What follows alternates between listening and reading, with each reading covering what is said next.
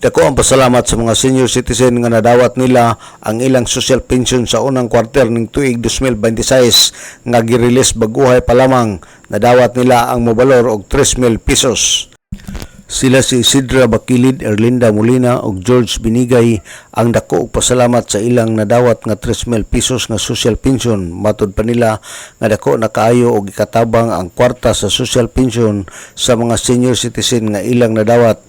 Ang mga kwarta ila kining gamiton para sa maintenance nga mga tambal ug uban pang panginahanglan. Daghan kayong salamat, at least man lang na ikatabang sa mga senior. Okay. Palit sa among maintenance, dahil makapalit po ni gatas at Tambal, bugas, anak ra.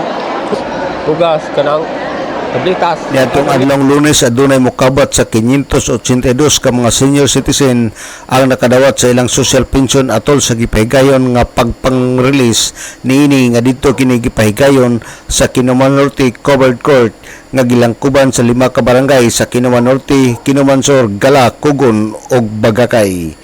Alang sa DXDD Radio Campana ang radyo sa simbahan, Double D 45 Dudong Bargamento, muluyog sa ika-75 nga jubileo sa simbahan sa Archdiocese sa Osamis Danag, Sarakbayan.